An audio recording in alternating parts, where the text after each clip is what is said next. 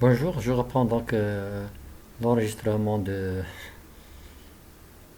du cours se rapportant d'Elma Judy, pas cette troisième séquence. Et je vous rappelle un petit peu brièvement ce qu'on avait vu la dernière fois, se rapportant concernant donc les fonctions du globule rouge. Donc nous avons vu que le globule rouge avait donc comme principale fonction le transport de l'hémoglobine et donc l'oxygénation, principe l'oxygénation du sang. Et grâce à l'hémoglobine, nous avons vu donc qu'il pouvait donc transporter l'oxygène à 98% sous forme combinée à l'hémoglobine et le CO2 à 23% combiné à l'hémoglobine sous forme de carbhémoglobine. Donc le pigment principal quand on est dans l'hémoglobine, donc l'hémoglobine, joue un rôle très important. Il permet donc, il joue donc trois fonctions: transport de l'oxygène presque en totalité des poumons aux tissus, transport en partie du CO2 des tissus aux poumons, et puis il joue un rôle tampon qu'on a pu voir. Alors ce qui définit donc la, la, la, la fixation de l'oxygène à l'hémoglobine, c'est donc différents paramètres qui interagissent entre eux pour assurer donc une meilleure oxygénation des tissus, c'est-à-dire un transport, une fixation de l'oxygène au niveau des poumons et sa libération au niveau des tissus.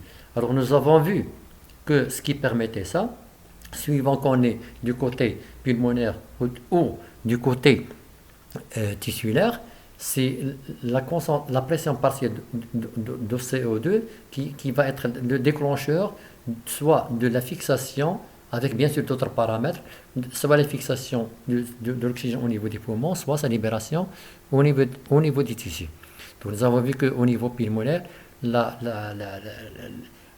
l'affinité de l'hémoglobine pour l'oxygène est très élevée. Pourquoi? Parce que la pression partielle d'oxygène et CO2 est bas. La pression partielle d'oxygène est élevée. La concentration en H+, elle est bas, et donc un pH, elle est élevé. De même qu'au niveau donc pulmonaire, nous avons vu que le quatrième facteur, le 2,3-diphosphoglycérate, elle est très bas. Par contre, au niveau des tissus, nous avons vu que la pression partielle de CO2 augmente, est élevée, parce que le CO2 est produit par les tissus qui sont en activité, et en même temps, il y a production du 2,3-diphosphoglycérate, qui est un produit de dégradation, donc de dégradation du glucose. Donc CO2 élevé, le CO2 va se combiner avec l'eau pour former l'acide carbonique. L'acide carbonique va donc se dissocier en ion bicarbonate et en ion H+. Donc l'excès de H+, il va être tamponné par l'oxyhémoglobine. Donc l'hémoglobine arrive au niveau du tissu chargé d'oxygène, sous forme d'oxyhémoglobine. Donc il va tamponner l'excès de H+, qui va se fixer à l'oxyhémoglobine, et en même temps, il va donc la pousser à libérer son oxygène du fait donc, de la diminution du pH. Et donc ceci va permettre donc, de tamponner, maintenir le pH à l'équilibre 7,35. Donc une fois l'hémoglobine libère son oxygène, il prend donc le nom de désoxyhémoglobine. Alors l'hémoglobine devient donc très sensible, ou bien il présente donc une grande affinité pour les CO2. Et donc, il va fixer le CO2 au niveau tissulaire pour le transformer sous forme de carbhémoglobine. Donc, dans ces conditions-là, nous avons vu aussi que le bicarbonate va donc sortir du globule rouge pour être transporté sous forme de bicarbonate dans le sang. Et cette sortie de bicarbonate elle est compensée par une entrée du calcium. Ça, c'est au niveau pulmonaire. Au niveau tissulaire. Par contre, au niveau pulmonaire, nous avons vu donc, que la forte pression partielle d'oxygène va permettre d'augmenter donc, la saturation de l'hémoglobine à l'oxygène, et donc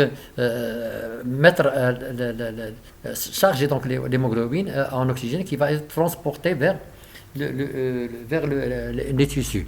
Donc, la courbe que je vous ai présentée, je pourrais peut-être venir à la courbe, mais c'est pas possible, c'est un peu loin par rapport au diaporama. Donc, nous avons vu qu'il s'agit d'une courbe sigmoïde qui permet donc une meilleure oxygénation des tissus. Alors, je tiens à rappeler une petite chose concernant donc la planche 20, concernant donc la numération globulaire. La technique utilisée donc, se rapporte donc à l'utilisation de marqueurs spécifiques, soit de globules rouges ou de globules blancs. Pour le marqueur utilisé concernant le globule rouge, c'est le Marcano. Alors, le Marcano, il ne provoque pas l'hémolyse des globules blancs, mais il permet juste la fixation des globules rouges.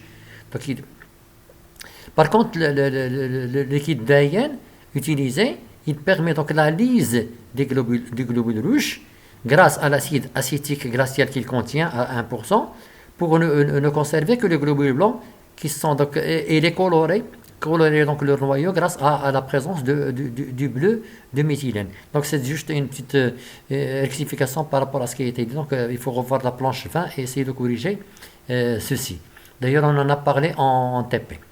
Alors, concernant donc, la fonction des métabolismes des érythrocytes, le globule rouge, donc, pour assurer sa fonction, sa principale fonction qui est donc le transporter le pigment respiratoire qui est l'hémoglobine, qui assurer plusieurs fonctions dont la principale est le transport de l'oxygène des poumons au tissu, comme je vous l'ai dit à 98%, et le transport en partie du CO2 au tissu. Le globule rouge possède donc toutefois deux autres propriétés déterminantes afin d'assurer donc adéquatement sa fonction première. C'est donc le maintien de l'état fonctionnel de l'hémoglobine grâce à un appareil enzymatique réducteur capable de lutter contre l'oxydation du fer hémoglobinique. De plus, il permet donc le maintien d'une grande déformabilité du corpuscule érythrocytaire afin de pouvoir franchir les capillaires qui l'obligent de se glisser dans les porte-puits ayant donc à peine 3 microns de diamètre. Donc ce que je veux dire par ça, c'est que l'hémoglobine, pour assurer sa fonction, il doit être maintenu à un état réduit. De même que le globule rouge doit maintenir sa capacité d'être souple et sa capacité d'être malléable, c'est-à-dire épouser la forme des canaux par lesquels il passe. Donc, sinon, la membrane, il va être fragilisée, il va donc éclater, il va être dévoré par les macrophages comme on va le voir. Alors, ceci est assuré grâce à un métabolisme érythrocytaire. Alors, c'est un métabolisme érythrocytaire qui a donc pour but la production d'ATP indispensable à l'intégrité de la membrane cellulaire, comme on va le voir, la production de NADH réduit et de NADPH réduit, et le glutathion réduit indispensable à la fonctionnalité de l'hémoglobine. C'est ça donc qui va permettre de maintenir l'hémoglobine à l'état réduit, capable de fixer donc l'oxygène, d'être oxydé. De même, la production du 2,3-diphosphoglycérate qui régule l'affinité de l'hémoglobine pour l'oxygène. On a vu que l'augmentation de la concentration du 2,3-diphosphoglycérate au niveau de l'érythrocyte va avoir deux actions. Une action directe va se fixer sur les chaînes bêta de la globine et donc permettre donc la diminution de l'affinité de l'hémoglobine pour l'oxygène, donc la libération de l'oxygène, mais de manière directe en diminuant le pH. Alors le globule rouge, au cours de sa formation, il a hérité de quelques enzymes, en particulier ceux de la glycolyse et certains enzymes de la voie des pentoses. Donc, les voies métaboliques qui vont se dérouler à l'intérieur, c'est la dégradation du glucose, ce qui donc permet au globule rouge de vivre quelques 120 jours et d'effectuer un circuit de 300 à 400 km avec un métabolisme qui est très réduit et constitué essentiellement par la glycolyse anaérobie par la voie classique du lactate, mais aussi la voie des pentoses, complétée par un jeu d'enzymes qui ont la capacité de maintenir le pouvoir réducteur du globule rouge. Donc, pour assurer sa fonction, le globule rouge a besoin de produire des facteurs réducteurs NADH, NADPH et aussi de l'ATP pour maintenir sa membrane. Et donc, cela est assuré grâce à la présence dans le globule rouge d'enzymes de métabolisme, enzymes du glucose, soit par la voie de la glycolyse anaérobie, et ceci montre bien que le globule rouge, il transporte le glucose, l'oxygène, mais il ne le consomme pas, parce qu'il n'y a pas des enzymes qui permettent donc la dégradation complète du glucose. Il s'arrête juste uniquement au niveau de la voie de la pentose. Donc ce métabolisme, il va donc nous permettre la production de substances principales qui sont donc l'ATP pour le stockage d'énergie, le 2,3-diphosphoglycérate et un régulateur de l'affinité de l'hémoglobine qui est un régulateur d'affinité de l'hémoglobine pour l'oxygène, le NADH et le NADH réduit, le glutathion réduit, dont les rôles sont différents en fonction de ce qu'on va voir sur les planches. Alors, la dégradation du glucose va donc suivre deux voies, soit la voie des pentoses à 10% ou la glycolyse lactique. Cette voie lactique, il va permettre la production du NADH réduit et de l'ATP. Le NADH réduit, il va servir à la réduction de fer, de l'hème, suite à l'activation d'une méthémoglobine réductase principale.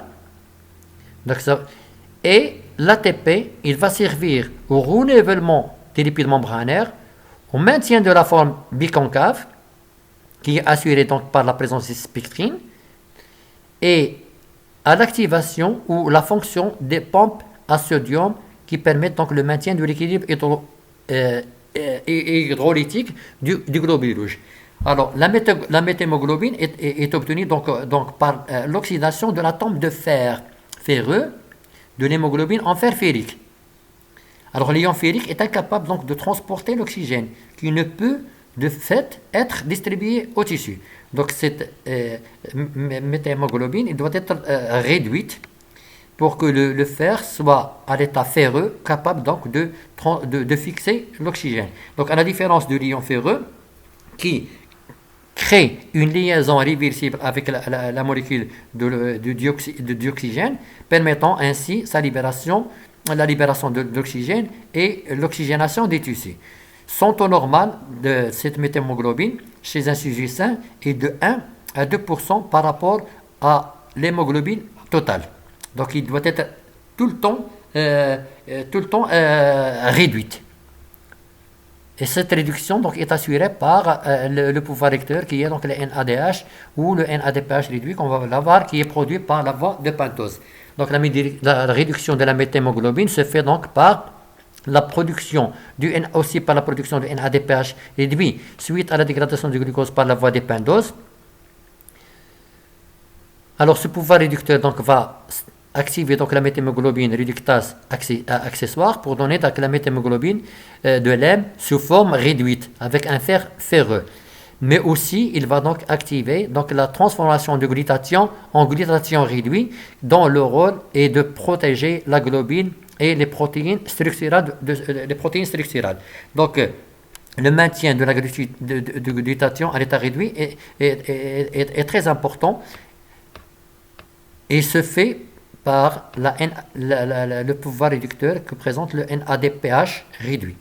Le NADPH réduit produite par la voie des pentoses va permettre la transformation du glutathion oxydé en glutathion réduit pour assurer donc la protection de la globine et les protéines membranaire.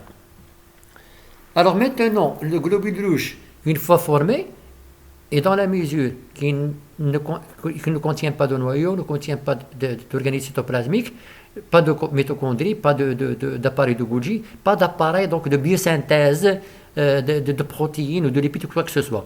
Donc au cours de sa vie, le globule rouge va subir des modifications et des altérations irréversibles qui conduisent à son vieillissement et à sa destruction. Donc le vieillissement commence par une diminution de l'activité enzymatique qui se traduit par une résorption, un désordre métabolique dans la mesure où les enzymes ne peuvent plus être resynthétisés ou biosynthétisés. Donc, on va avoir des désordres métaboliques. Alors, les voies métaboliques fournissant donc de l'énergie et le pouvoir réducteur se trouvent donc bloqués et cela se répercute sur la membrane du globule rouge. et sur l'hémoglobine, et les globules rouges finissent donc par être retenus dans les capillaires et être phagocytés dans le cytoplasme des macrophages. C'est donc par les modifications de la composition des lipides membranaires que le globule rouge perd donc sa souplesse et sa déformabilité, et sa membrane devient fragile et finit par être décomposée dans le cytoplasme des macrophages. Donc une fois qu'il ne pourra plus resynthétiser ces protéines membranaires et ces lipides membranaires, la membrane ne va plus être souple, il va être fragile, il va être rigide, il va donc être dévoré par les macrophages. Et que deviennent donc les composantes de l'hémoglobine? Donc le destin de ces constitutions d'hémoglobine, le fer va être réutilisé par l'hématopoïèse, la globine va être dégradée en aminoacides sans destin particulier, c'est-à-dire qu'ils vont servir à d'autres biosynthèses de protéines. Le noyau tétrapyrrolique de lait est transformé sous l'action d'enzymes spécifiques dans le macrophage en une série de pigments avec libération du CO et finalement de bilirubine pour être éliminé sous forme de stercobiline dans les fesses, après catabolisme dans le foie, ou sous forme d'urobiline par les voies urinaires. Comme vous pouvez le voir sur ce schéma récapitulatif, vous avez donc le macrophage qui va s'attaquer à l'hémoglobine, mais je préfère revenir sur l'autre schéma qui montre donc quand même la cellulité. Mais de toute façon, c'est la même chose. Vous avez donc l'hémoglobine. L'hémoglobine, donc, il va être dégradé en fer, et il va donner le fer, la globine va donner des aminoacides qui vont passer dans la circulation. Le fer va passer dans la circulation pour la synthèse d'autres molécules. Et puis le CO, il va aussi passer dans la circulation. Par contre, l'hème, il va être dégradé en différents pigments pour être finalement libéré sous forme de stercobiline au niveau des fesses, ou bien sous forme d'urobiline là au niveau des urines, ou bien ça au niveau des fesses. Plutôt, c'est l'inverse. Urobiline au niveau par les reins, ou bien stercobiline au niveau des fesses, comme vous pouvez le voir sur ce schéma récapitulatif. Donc vous avez le macrophage qui s'attaque au globule rouge. Le globulin donc va être dégradé en aminoacides, l'hème en fer et transformé en pigment dans le foie. Donc, cette succession de transformation de bilirubine va donc permettre donc sa libération sous forme d'urobiline ou de stercobiline au niveau des fesses. Le fer, on voit qu'il va donc intégrer donc la voie de synthèse d'autres globules rouges. Vous avez en rouge la voie sanguine et en vert la voie biliaire. Alors, on va passer donc aux globules blancs, qui sont les leucocytes. Alors, à la différence des globules rouges, les leucocytes constituent donc une population hétérogène, tant au point de vue morphologique que fonctionnel. Il ne contient pas d'hémoglobine et possède un noyau lobé et des granulations. Ce sont donc des unités mobiles du système de défense de l'organisme. Ils sont formés dans la moelle osseuse et dans les tissus lymphoïdes, mais ils sont ensuite transportés dans le sang vers les différentes parties du corps et en franchissant donc la paroi vasculaire des vaisseaux par diapédèse et en migrant dans les tissus vers les régions d'inflammation, permettant donc ainsi une défense rapide et efficace contre les agents infectieux. Donc, à retenir, c'est des cellules nucléées, contiennent des noyaux multilobés. Ils sont capables de franchir la paroi capillaire par diapédèse, c'est-à-dire infiltration. Vous aurez donc un schéma à la fin de ce diaporama. Et ils sont capables d'être mobiles. Ils vont donc migrer vers les zones d'infection et s'attaquer aux microbes, s'attaquer donc au corps étranger par phagocytose. Donc ce sont des propriétés qu'on va voir qui vont permettre donc aux globules blancs d'assurer leur fonction. Alors comment peut-on reconnaître les globules blancs les unes des autres? Dans la mesure où il y a 5 types de globules blancs. Alors on peut les reconnaître selon le type de fonction de défense qu'ils remplissent. Par exemple, la phagocytose est observée dans le cas des granulocytes et des monocytes.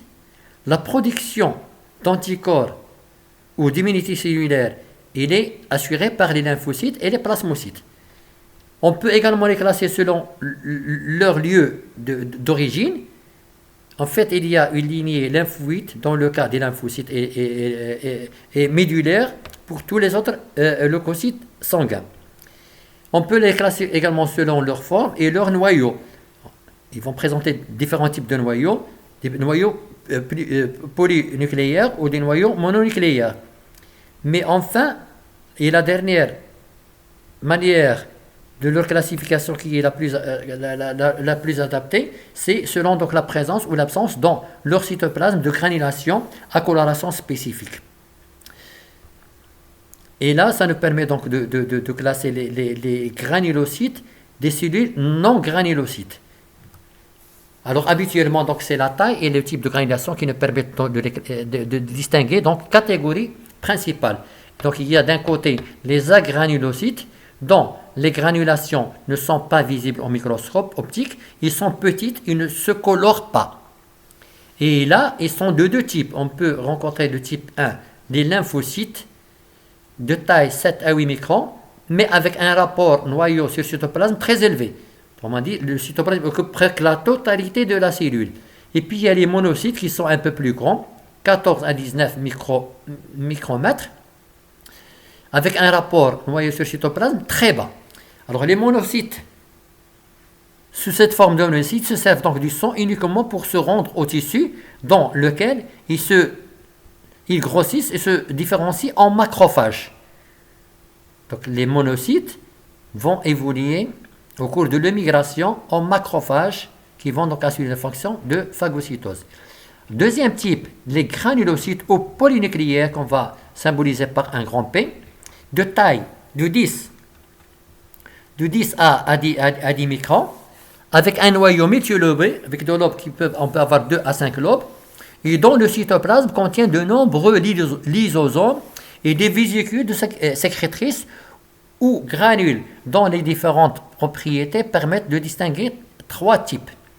Alors, le premier type, les polynucléaires eosinophiles, avec une taille de 10 à 12 microns, et qui réagissent aux colorants acides qui apparaissent rose clair, et dont le noyau se présente sous deux formes de lobes reliés par un petit pont, comme on va voir sur le schéma, et sur les figures.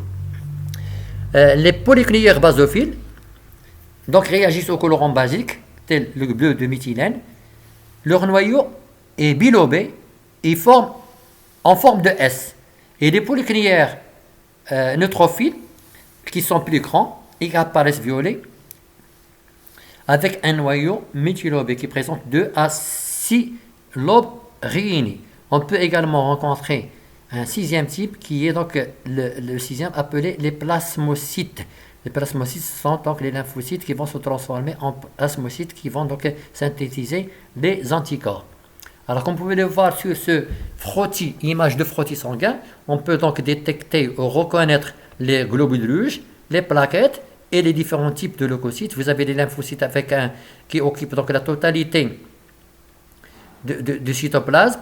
Ils sont plus petits que les monocytes qui sont plus grands, mais avec un rapport noyau-cytoplasme plus bas par rapport à celui-ci. Vous avez les polynucléaires basophiles avec deux noyaux bilobés. Vous avez les polynucléaires neutrophiles et les polynucléaires basophiles avec noyaux avec deux lobes et avec un pont qui les sépare. Et celui-ci sous forme de S. Alors, les polynucléaires neutrophiles, on les reconnaît par l'abondance de particules ou bien de lobes de leur noyau. Alors, donc, ce frottis, il permet donc d'établir, comme je vous l'ai dit, le frottis sanguin permet d'établir le pourcentage. D'abord, la forme, étudier la forme, la coloration des globules rouges, mais il nous permet également d'établir le pourcentage relatif des différents types de globules blancs les unes par rapport aux autres. Alors, par flux sanguin, le nombre total, je rappelle le nombre total des globules blancs par millimètre cube est de 5000 à 10 000 globules par millimètre cube. Leur durée de vie est de quelques jours. Alors, le pourcentage des neutrophiles est le plus important, il représente donc 60 à 70%. Vient ensuite les eosinophiles avec 10 à 12%, les basophiles, polycliniques basophiles avec 8 à 10%. Pour les agranulocytes, donc il y a les lymphocytes 7 à 15% et les monocytes qui représentent 14 à 19%. Alors leur fonction, je vais donc se limiter à une brève donnée principale, donc des principales fonctions des leucocytes à retenir. Pour les granulocytes, vous avez donc les neutrophiles qui jouent un rôle. Ils permettent donc de phagocyter. Ils ont un rôle de phagocyte très actif. Ils phagocytent donc les bactéries. Ils sont présents en nombre élevé dans le pus des plaies. Malheureusement, ces cellules sont incapables de renouveler les cytoplasmes utilisés dans la digestion des microbes et meurent après avoir phagocyté quelques-uns. Donc, leur dérivée est très limitée. Vous voyez donc le noyau multilobé. Vous pouvez le repérer donc sur ce frottis-là. Vous avez les eosinophiles qui s'attaquent aux parasites et phagocytent le complexe anticorps-antigène.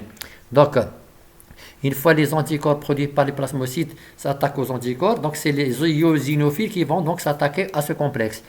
Pour les basophiles, ils ont un rôle surtout sécrétoire. Les basophiles sécrètent des substances anticoagulantes et vasodilatatrices comme les histamines, la sérotonine. L'histamine, je rappelle, c'est ce qui donne donc la sensation de douleur au niveau des blessures. Malgré leur capacité donc phagocytaire, leur principale fonction est donc de sécréter des substances qui servent à la médiation de la réaction d'hypersensibilisation. Donc, ils ont un rôle de sécréter des substances qui vont donc amplifier ou qui vont activer donc la sensibilité de production d'autres cellules donc pour s'attaquer aux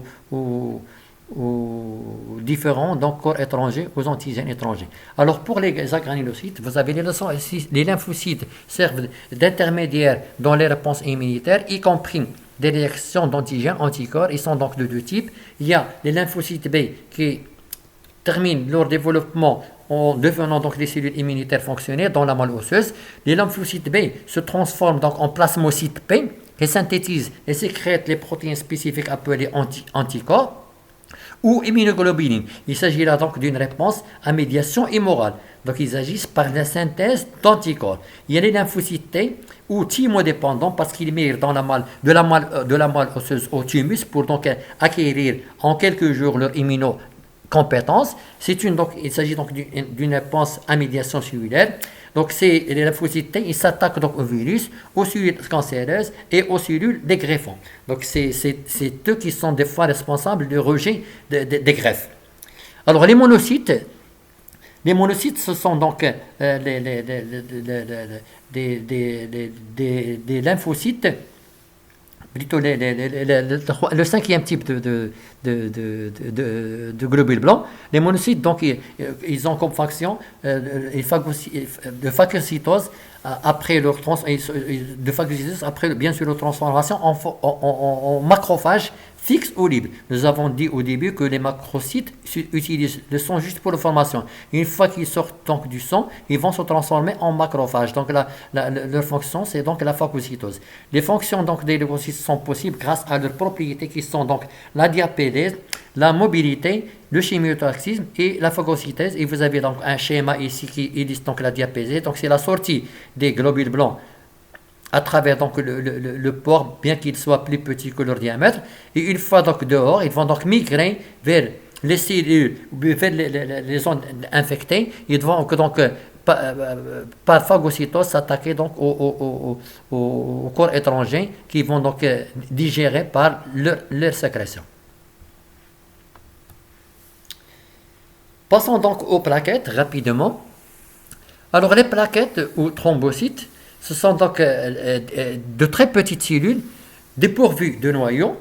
Ils ont donc un noyau, ils ont donc une taille de 1,5 à 2 micromètres de diamètre, circulant dans le sang et qui ont un rôle majeur dans la coagulation du sang. et la réaction inflammatoire. Leur durée de vie est de 2 jours. On peut donc distinguer au sein du cytoplasme quelques granulations qui peuvent être différentes. Certains sont denses et constituent donc des réserves de stockage de substances importantes dans la formation des plaquettes.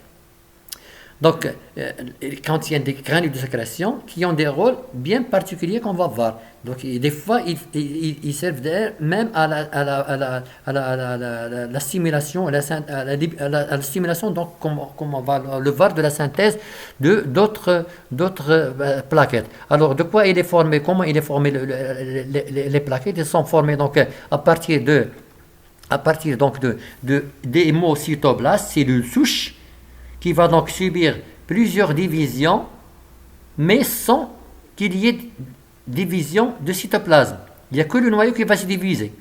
Donc, au fur des divisions, il va subir donc des différenciations.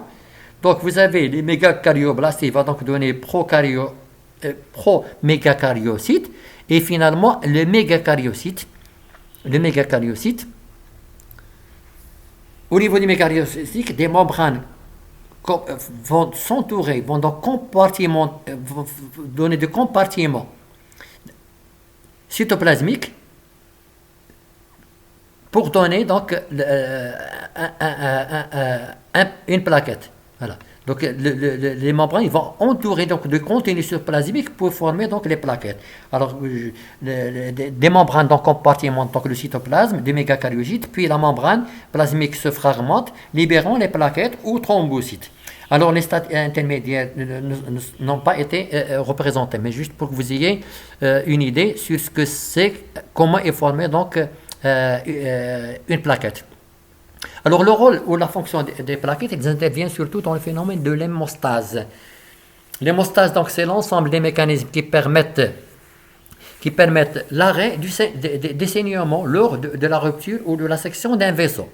Donc c'est-à-dire l'arrêt de l'hémorragie, pour empêcher également les thromboses. Les thromboses, c'est lorsqu'il y a formation d'un caillou, il peut donc se déplacer et boucher certains vaisseaux. Ça peut même être néfaste. Alors, ce phénomène d'hémostase comporte donc 3 étapes: l'hémostase primaire, l'hémostase secondaire et la fibrinolyse. Dans l'hémostase primaire, il y a donc deux phases. La première phase qui est le spasme vasculaire qui dure 3 à 5 minutes. Et la deuxième phase qui est l'agrégation des plaquettes avec formation d'un clou plaquettaire. Le spasme vasculaire, c'est donc une réaction réflexe qui conduit à une vasoconstriction.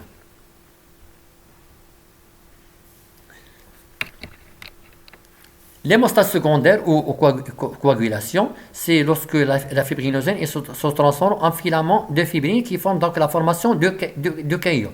Et la dernière étape, c'est la fibrinolyse qui va permettre à la circulation de se rétablir. Donc une fois que la cicatrisation est faite, alors les plaquettes sont capables, ou les zones lésées, sont capables de sécréter des substances qui vont activer la transformation de la plasmine, donc une enzyme appelée plasmine, à partir de la plasminogène inactif. Donc, sous l'action d'activateurs sécrétés par les tissus des vaisseaux lésés, les plasminogènes se transforment en plasmine active qui va donc provoquer la lyse du caillot. Donc, fibrinolyse, comme je vous dis, c'est la lyse de la fibrine sous l'effet d'une enzyme appelée la plasmine qui provient donc de l'activation de plasminogène. Alors, vous avez donc le schéma récapitulatif et plus illustratif du phénomène de la coagulation. Donc, des facteurs déclenchants vont être déclenchés suite à la rupture des vaisseaux. Il y a un temps vasculaire qui correspond à une vasoconstriction réflexe qui va permettre le ralentissement du coulement du sang et le regroupement des plaquettes et les protéines coagulantes au niveau de la lésion. Donc, ils vont se regrouper au niveau de la lésion. Ensuite vient le deuxième temps qu'on appelle le temps plaquettaire, où il y a donc une adhésion des plaquettes aux cellules sous-endothéliales, les cellules sous-endothéliales de la paroi vasculaire, activation de la plaquette qui va donc produire des sécrétions de l'ATP, de l'adrénaline, la noradrénaline, thromboxane, A2 et une émission des pseudopodes. Donc ces pseudopodes, il devient aussi adhésif grâce à ces sécrétions, ils vont donc s'agglomérer et s'accrocher les unes aux autres au niveau donc de la rupture, et ce qui va donner donc l'agrégation des plaquettes et donc une formation du clou plaquettaire. Alors ce plaquettaire et cette formation est suffisante pour donc stopper l'hémorragie des petits vaisseaux. Donc elle est nécessaire, mais insuffisante pour les gros vaisseaux. Pour les gros vaisseaux, il faut quand même qu'il y a établissement de la deuxième phase, qu'il y a donc l'hémostase secondaire, qui assure donc la consolidation du caillou. Le caillou plaquettaire qui va se transformer en clou. C'est l'hémostase secondaire par la coagulation. Alors il renforce le clou plaquettaire grâce à la production de fibrine, et aboutit donc à la formation de caillou qui est insoluble et plus rigide, comme vous pouvez le voir sur ce schéma-là. Donc, vous avez les plaquettes à l'état basal normal, et puis vous avez les plaquettes qui sont activées. Donc, vous voyez, on voit des pseudopodes, ils s'adhèrent les unes contre, ils s'accrochent les unes contre les autres pour former le clou plaquettaire. Alors que le caillou sanguin, il est formé, il diffère donc du clou plaquettaire, il est plus solide, mais il est formé principalement par la formation, vous voyez les filaments de fibrine qui emprisonnent tout ce qui tourne autour. Il y a les plaquettes, les globules rouges, globules blancs, le plasma et tout. Alors le caillou se compose donc d'un réseau de filaments de fibrine se dirigeant dans toutes les directions et englobant les cellules de sang, les plaquettes et le plasma, en les faisant s'agréger de façon irréversible. Les filaments de fibrine adhèrent donc aux surfaces détériorées des vaisseaux et le caillou devient donc adhérent au tissu. Alors, les sécrétions plaquettaires permettent la cicatrisation donc, de la blessure. Une fois donc la cicatrisation est faite, ça va donc activer la plasminogène, qui est donc la plasmine qui va donc permettre la lyse des filaments de fibrine. Alors, la coagulation, comment il se fait? Il se fait donc suite à des facteurs de coagulation qui sont activés. À l'état normal, il y a un équilibre entre les anticoagulants et il n'y a pas d'équilibre. C'est les anticoagulants qui l'emportent. Mais dès que le sang sort de l'extérieur, qu'il y a une blessure, c'est les coagulants qui vont l'emporter et qui vont donc l'extracher par la voie endogène ou par la voie exogène. Ils vont activer donc des facteurs X qui, sous l'effet d'un activateur de la prothrombine, il va transformer la prothrombine 2 en prothrombine 2 actif, mais en présence de calcium. Alors, prothrombine actif, il va donc stimuler la transformation de la fibrinogène en fibrine. La fibrine, ce sont donc des filaments insolubles qui vont emprisonner tout ce qui tourne autour pour former donc le caillou. Alors, le sang donc retiré de l'organisme s'épaissit et prend donc la consistance d'une gelée. Cette gelée se sépare d'un liquide de couleur jaunâtre appelé sérum. Alors, la coagulation, c'est donc le processus de la formation de gel et dépend du degré de l'équilibre entre les substances anticoagulantes et les substances coagulantes. Donc, il faut retenir que ces étapes 2 et 3 nécessitent du calcium. Donc, en absence du calcium, la coagulation est inhibée. Donc, cela nous rappelle donc l'effet donc des anticoagulants. Ce sont des chélateurs de calcium. Ils vont fixer le calcium. Il ne va plus être disponible à la transformation à l'activation de ces enzymes. Et donc, la coagulation ne peut pas se faire. Je vais donc m'arrêter à cette partie-là pour prendre un peu de souffle et je vais donc reprendre avec une quatrième